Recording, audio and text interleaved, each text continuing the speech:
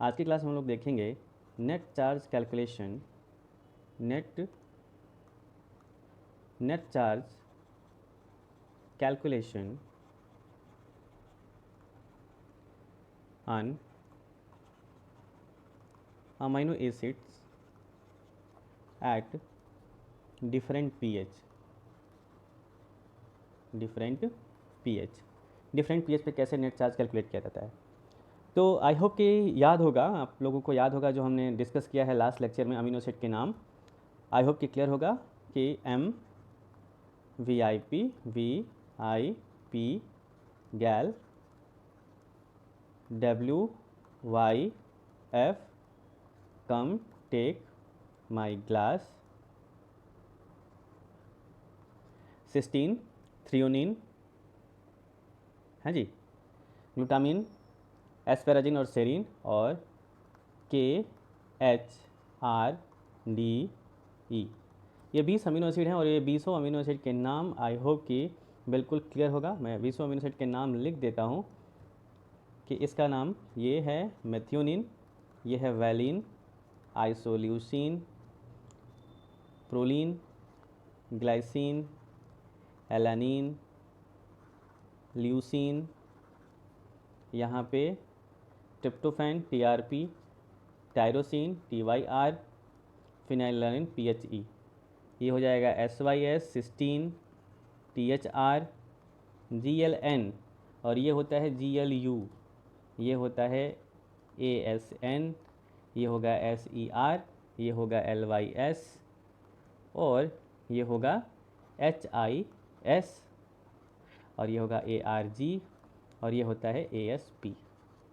Okay, तो जैसा कि मैंने कल बताया था आप लोगों को, लास्ट क्लास में मैंने बताया था कि अगर कोई सोचो कि कोई हम ले लेते हैं, सपोज़ कि कोई अगर हम ले लेते हैं वीकर, मान लीजिए ऐसे हमने कोई वीकर ले लिया, ओके, और इस वीकर में हमने ले लिया, सपोज़ कि इस वीकर में हमने कोई ले लिया एक्वस मीडियम, ठीक, हमने इसमें ले लिया एक्वस मीडियम। ये देखिए, ये पूरा एक्वस मीडियम जो है इसमें हमने फिल कर दिया, राइट, ओके। और इस एक्वस मीडियम का कोई पीएच है, तो सपोज कि इसका पीएच जो है वो है 7.0। और अगर कोई हम मॉलिक्यूल ले लेते हैं जिसका मान लीजिए एक मॉलिक्यूल हम कोई ले लेते हैं, suppose this one is the molecule, ठीक है, और इस मॉलिक्यूल का नाम है ए, ठीक है, और ए का कोई पीएच होगा जो हम लोगों ने कल डिस्कस किया था। ए का कोई पीएच होगा और इस पीएच पे हम कंपेयर करेंगे। जैसे मान लीजिए कि ए का जो पीएच है वो है 8, तो अगर हम कंपेयर करते हैं तो क्या होगा, H+ आयन यहाँ से यहाँ जाएगा, यानी ये जो मॉलिक्यूल है ए, ठीक है, ये क्या होगा, ए का प्रोटोनेशन होगा, ये हम लोगों ने डिस्कस किया था। तो अगर हम कोई अमीनो एसिड ले लेते हैं, जैसे मान लीजिए यहाँ पे हमने एक अमीनो एसिड ले लिया जिसका हो गया, जिसका स्ट्रक्चर, नॉर्मल स्ट्रक्चर जो है कि C, और यहाँ पे NH2 H और R, ठीक है, ये कंडीशन हो गई, राइट।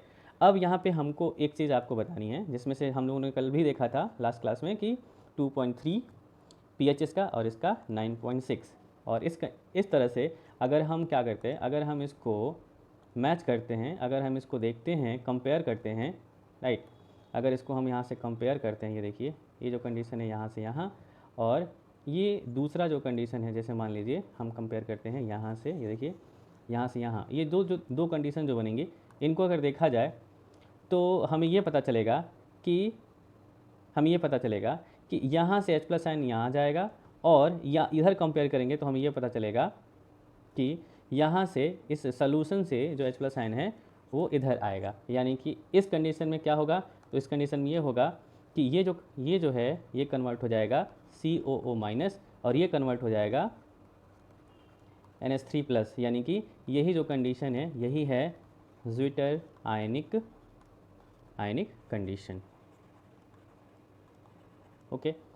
अब ये जो अमीनो एसिड हैं, ठीक, ये जो अमीनो एसिड हैं, इनमें से इनका अगर हमें नेट चार्ज पता करना है किसी पीएच पे, तो जैसे मान लीजिए सबसे सिंपलेस्ट एक एग्जांपल हम ले लेते हैं, एग्जांपल में हम ले लेते हैं ग्लाइसिन,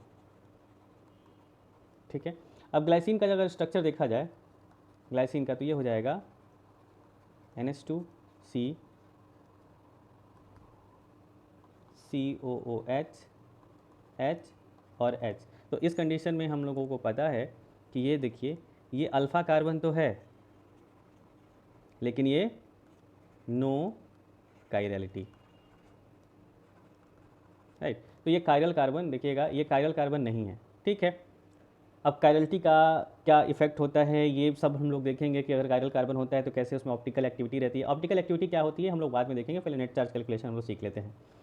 तो इस कंडीशन में भी हमें पता है कि ये जो सी टर्मिनल है इसका pH 2.3, मैं फिर बता दे रहा हूँ, पहले ही बता चुका हूँ कि ये वैरी करता है हर एक अमीनो एसिड में 2.1 से लेकर 2.9 तक, इसलिए हमने कुछ ऐसा ही एवरेज या बीच का रास्ता कुछ निकाला है कि आप आसानी से क्वेश्चन को कर सके 2.3 के लगभग में, या कहीं कहीं ये 1.9 से स्टार्ट है, 1.9 से स्टार्ट है, ठीक है। इसीलिए हमने इसको 1.9 और 2.9 के बीच में कुछ ले लिया ऐसा, और इधर जो है ये हो जाता है 9.6।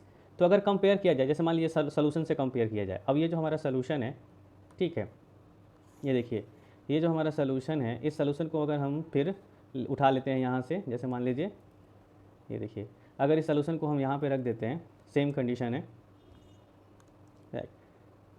तो अब देखिए इस सोल्यूशन को अगर हम कंपेयर करते हैं, तो अगर कंपेयर करेंगे, फिर से वही बात, जब भी कंपेयर करने की बात आएगी, जब भी हम कंपेयर करेंगे, तो देखिए pH 7 को कंपेयर करेंगे pH 2.3 से, और फिर इधर दूसरे साइड में हम क्या करेंगे, pH, ये देखिए pH 7 को हम कंपेयर करेंगे किससे, pH 9.6 से, क्योंकि इसका जो R ग्रुप है, ये देखिए ये जो R ग्रुप है ना, दिस वन, ये जो R ग्रुप है मैं दिखा दे रहा हूँ यहाँ पे, दिस वन, ये जो R ग्रुप है ना, इस R ग्रुप को हम बोल सकते हैं, इसको बोल सकते हैं नॉन आयोनाइजेबल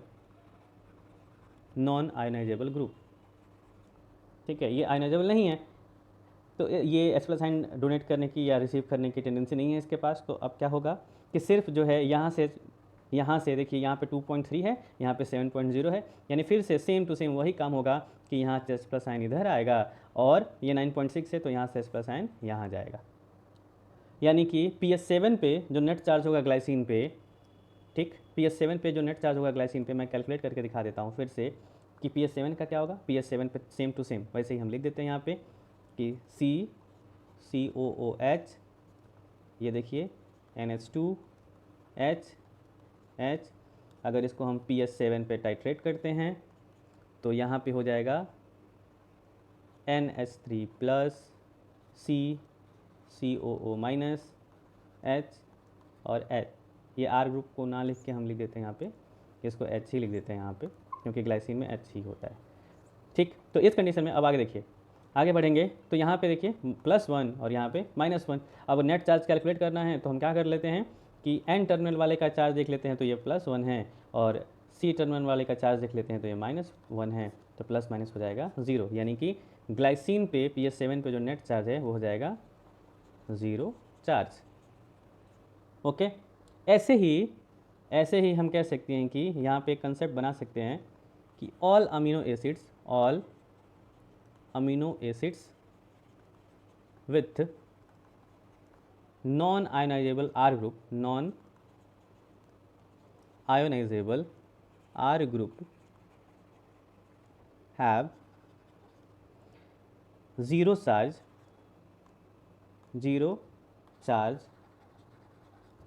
at pH 7, ठीक है।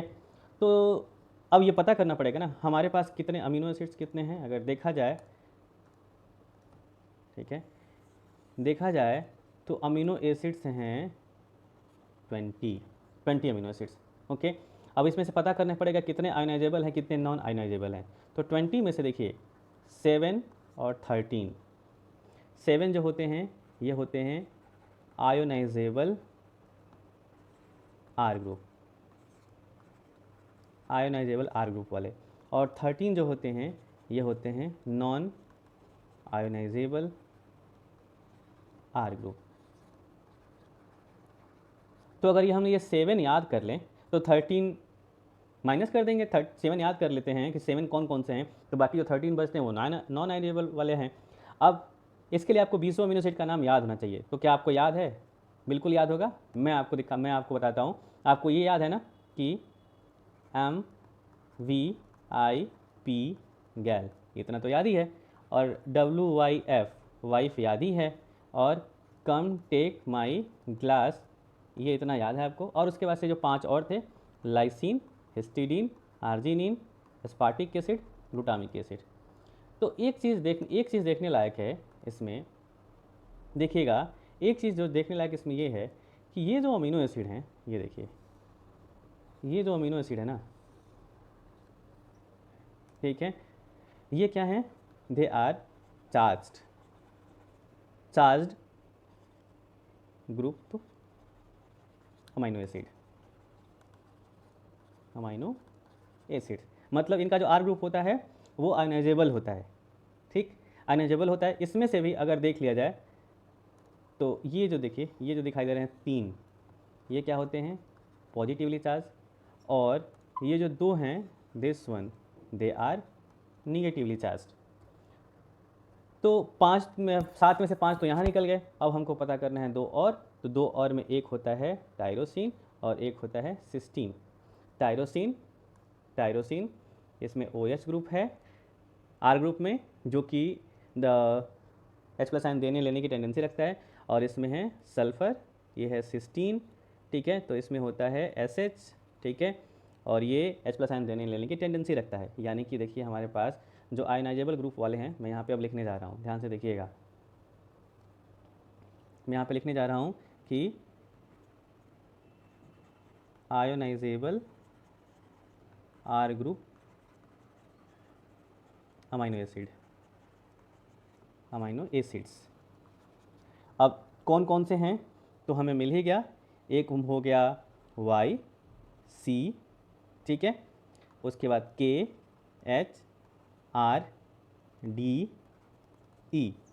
बहुत आसान इनको याद करना।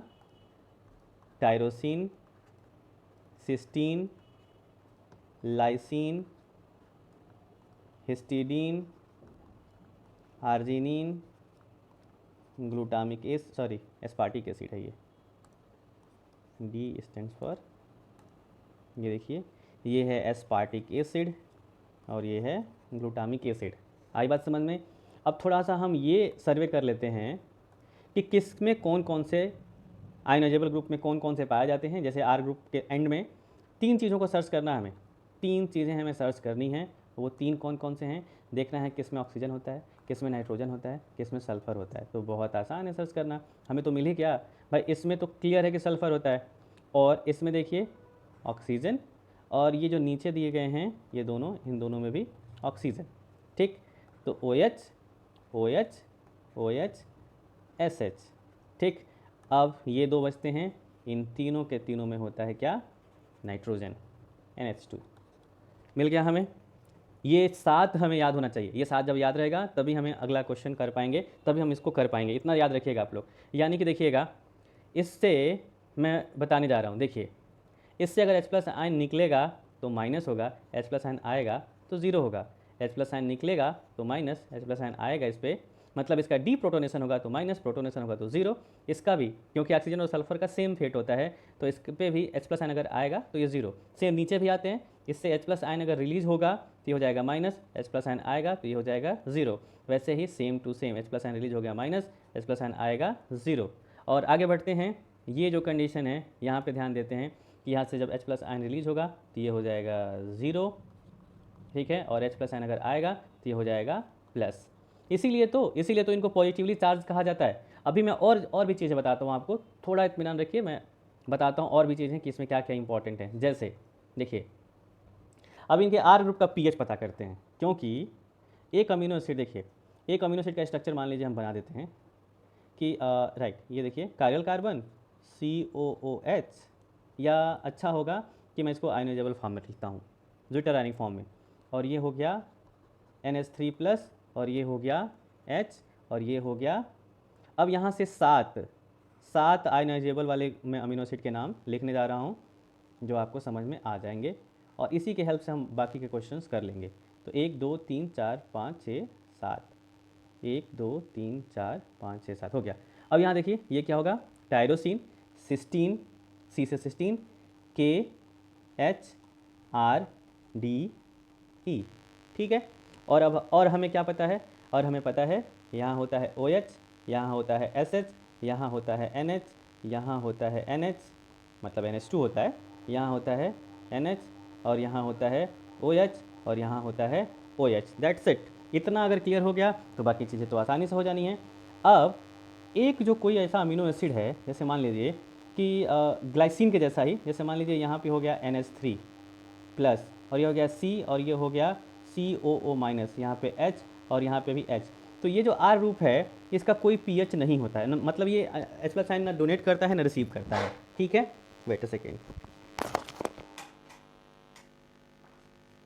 तो इतनी बात समझ में आ रही होगी कि ये H प्लस आयन ना डोनेट करता है और ना ही H प्लस आयन को रिसीव करता है, ये जो नॉन आयोनाइजेबल वाले होते हैं।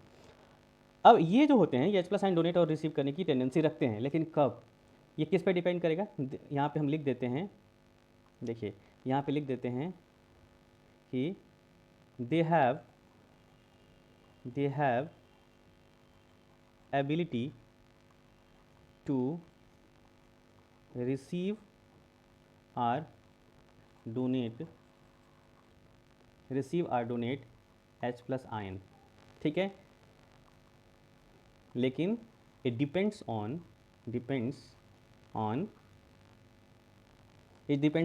pH। तो अब इनका pH पता करना पड़ेगा कि किसका कौन सा pH होता है। तो चलिए pH पता कर लेते हैं। देखिए ये जो टायरोसिन है ना, ये टायरोसिन है, टायरोसिन के R ग्रुप का pH होता है 10.5, सिस्टीन का होता है 8.4, लाइसिन का होता है 10.5, हिस्टीडीन का होता है 6.04, आर्जिनिन का होता है 12.5, इसका होता है 3.9 यानी एस्पार्टिक एसिड का, और ग्लूटामिक एसिड का होता है 4.0। ये इतना याद होना चाहिए, और याद हो भी जाएगा। मैं अभी याद करा देता हूँ फिर से, इतना आपको याद करना पड़ेगा, बिना इसके याद किए आपका क्वेश्चन सॉल्व नहीं होगा। तो हमारे पास जो आयोनाइजेबल R ग्रुप वाले अमीनो एसिड हैं, जिसमें से एक है tyrosine, cysteine, lysine, histidine, arginine, aspartic acid, glutamic acid. अब इसमें क्या है, अब हमें क्या पता चला, अभी तक जो हमने देखा है इसमें हमें पता चला कि इसमें OH है, इसमें SH है, और इन तीनों में NH2 है, और इन दोनों में OH है। और क्या पता चल गया हमें, और हमें ये पता चल गया कि इसका जो pH होता है वो होता है 10.5, इसका होता है 8.5 या 8.4, और इसका होता है 10.5, और इसका होता है 6.04, और इसका होता है 12.5, और इसका होता है 3.9, और इसका होता है 4.0। अब कहेंगे सर आप ये याद करना पड़ेगा, तो हाँ भाई, दूसरा कोई उपाय नहीं है, इसको आपको याद ही करना पड़ेगा, ये आपको एकदम याद होना चाहिए। और आप हो सकता है, देखिए हो सकता है कि आप कई बुक्स पढ़े हों जिनमें ये वैरी कर रहा हो, ठीक है। मैं ये जितना भी कंसेप्ट है मैं आप लोगों को पढ़ा रहा हूँ, एक ही बुक है वोएट एंड वोएट, जिससे मैं आप लोगों को बता रहा हूँ, उसमें यही लिखा हुआ है। बाकी अगर आप कोई भी बुक उठाते हैं, सैलेंजर उठाते हैं या कोई भी बुक उठाते हैं पढ़ने के लिए, तो थोड़ा बहुत चेंज हो सकता है, राइट, थोड़ा बहुत चेंज हो सकता है इस pH में। हो सकता है इसका 10.6 दिया हो सकता है इसका 8.3 दिया हो सकता है इसका 10.2 दिया हो, 10.2 भी नहीं दिया होगा, 3 दिया होगा, हो सकता है इसका 6.1 दिया हो सकता है इसका 12.0 दिया हो सकता है इसका 4.0, और इसका भी 4.0। तो देखिए ज़्यादा वेरिएशन, ज़्यादा वेरिएबल नहीं होगा, इतना ही होगा, इतना ही वेरी करेगा। लेकिन अगर आप ये याद रखते हैं तो ये क्वेश्चन सॉल्व हो जाएगा, इतना एकदम याद रख, इतना एकदम श्योर है। अगर कहीं भी कोई प्रॉब्लम होती है तो आप लोग हमसे पूछ सकते हैं, कमेंट बॉक्स में लिख के आप लोग हमसे पूछ सकते हैं, कहीं कोई दिक्कत नहीं है। तो ये एकदम क्लियर होना चाहिए कि कैसे हम कैलकुलेट करेंगे net charge P I value, net charge different pH पे, इतना एकदम श्योर है। अब देखिए कि हम कैसे कैलकुलेट करते हैं इनको, इनका नेट चार्ज कैसे कैलकुलेट करते हैं। जैसे मान लीजिए यही 7 हैं, बाकी जो 13 होते हैं उनका R ग्रुप आयनाइजेबल नहीं होता, इतना क्लियर रखिएगा अपने दिमाग में कि बाकी जो 13 होते हैं उनका आयनाइजेबल नहीं होता। मेथियोनिन में सिस्टीन मेथियोनिन में सल्फर पाया जाता है, लेकिन वो इन बिटवीन द चेन होता है, वो H प्लस आयन डोनेट या रिसीव करने की टेंडेंसी नहीं रखता है। तो इसलिए जो सल्फर है उसके एंड ग्रुप में, जो सिस्टीन है उसके एंड ग्रुप में सल्फर है, इसलिए वो H प्लस आयन दे भी सकता है, H प्लस आयन ले भी सकता है। अब इस कंडीशन में आगे बढ़ते हैं, देखिए यहाँ से आगे बढ़ते हैं तो बाकी 13 को हम छोड़ देंगे। वैसे हम एक बार लिख देना चाहते हैं सबके नाम लिख देना चाहते हैं। जैसे मान लीजिए हम यहाँ पे लिख देते हैं MVIPGAL। अब W Y को छोड़ देते हैं, F, फिर देख लेते हैं हम थ्रियोनिन, फिर ग्लूटामिन, फिर एस्पैराजिन और फिर सेरीन। ठीक है, तो देखिए 1 2 3 4 5, 1 2 3 4 5 6 7 8 9 10 11 12 13, ये 13 जो हो गए ये नॉन आयनाइजेबल वाले हैं। बाकी जो 7 हैं वो कौन कौन से हैं? Y C K H R D E।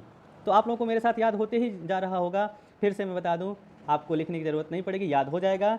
ये OH है, SH है, और ये क्या है? NH2 है, और ये क्या है? OH है। That's very good.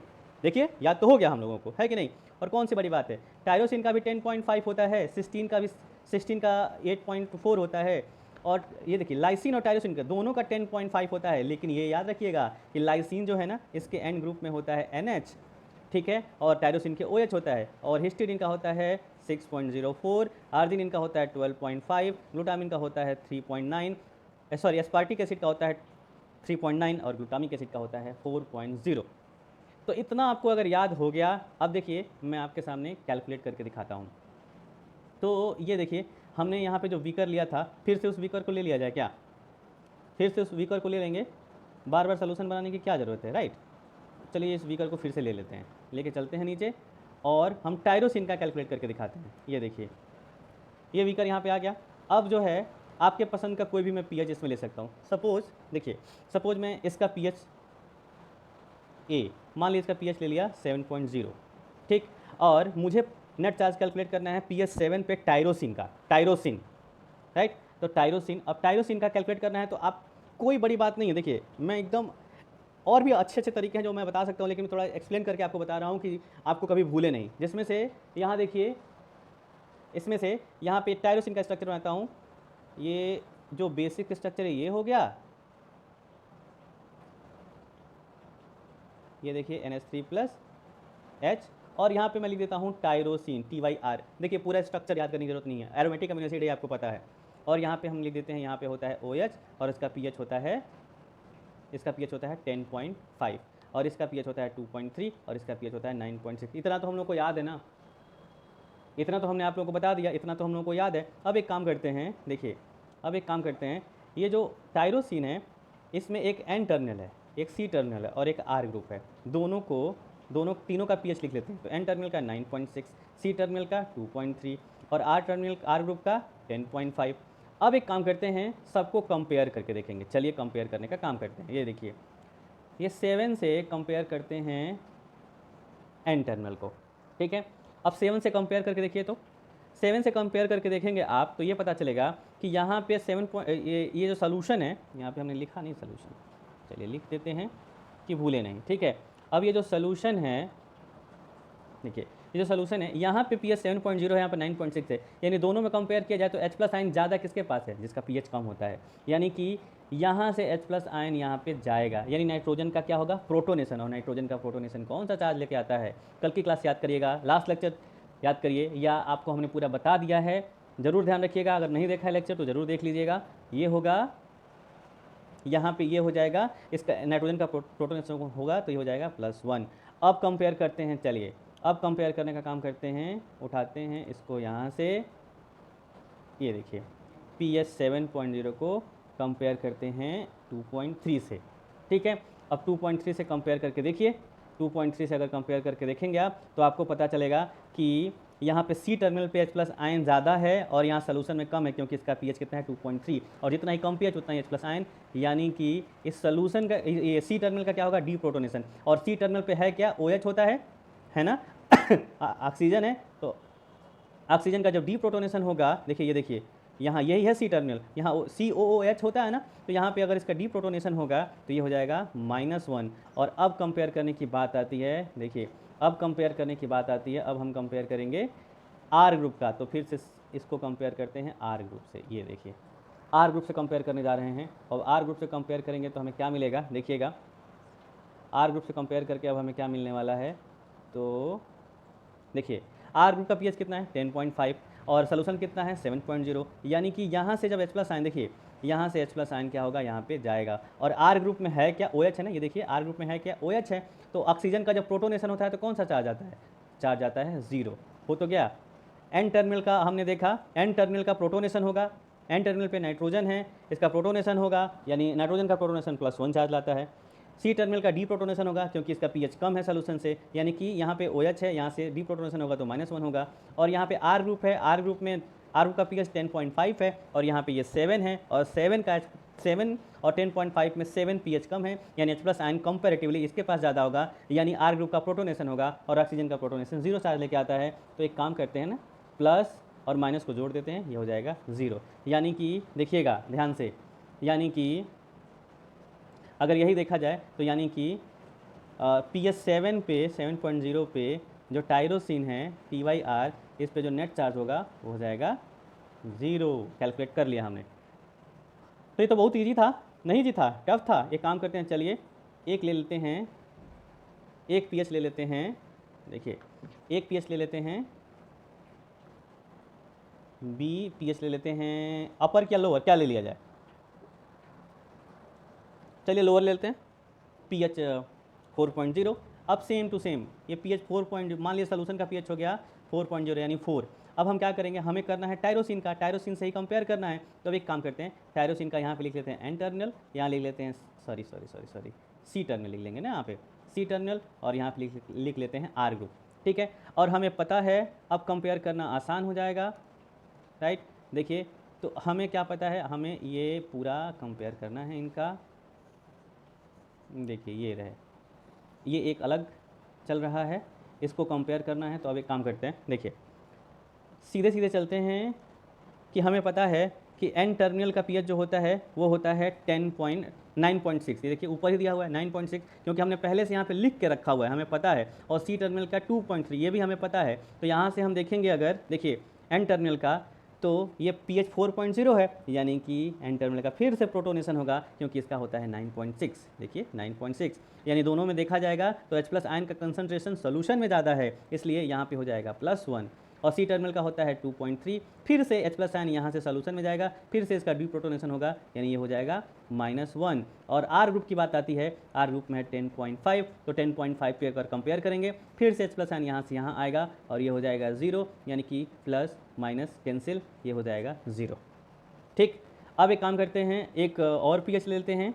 चलिए एक और pH ले लेते हैं, वो pH हमारा होगा, ये देखिए एक हम C ले लेते हैं और ये pH हम ले लेते हैं, C पे pH ले लेते हैं 1.0, हाईली एसिडिक। ठीक, अब हाईली एसिडिक पे हम टायरोसिन पे कैलकुलेट करना है। तो टायरोसिन का हमें क्या करना पड़ेगा, NCR लिख देते हैं, कौन सी बड़ी बात है, NCR लिख देते हैं। अब हमें पता है कि pH 1 से अगर कंपेयर करेंगे तो फिर से यहाँ से H प्लस आयन ज़्यादा होगा, नाइट्रोजन का 9.6 होता है, ये नाइट्रोजन का प्रोटोनेशन हो जाएगा +1।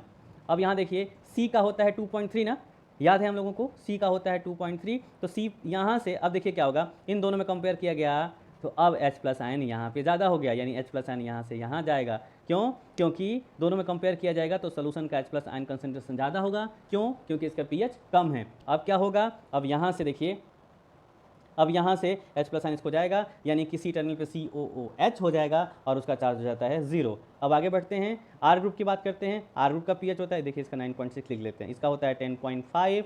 तो 10.5 से अगर कंपेयर करते हैं, ठीक, 10.5 से अगर कंपेयर करते हैं तो फिर से देखिएगा H प्लस आयन यहाँ पे ज़्यादा है, फिर से इसका भी प्रोटोनेशन होगा और यहाँ पे भी होता है OH, यानी हो जाएगा 0 और ये हो जाएगा +1। कौन सी बड़ी बात है, आसानी से कैलकुलेट कर सकते हैं। यानी टायरोसिन का pH 1 पे जो नेट चार्ज होगा वो होगा +1। कोई भी, आप कोई भी बताएं, हम कोई भी कैलकुलेट कर सकते हैं या आप भी कोई भी कैलकुलेट कर सकते हैं। चलिए एक और काम कर लेते हैं, हम ले लेते हैं pH, एक और pH ले लेते हैं, PhD नहीं, मतलब समझ रहे होंगे आप, ऑप्शन डी।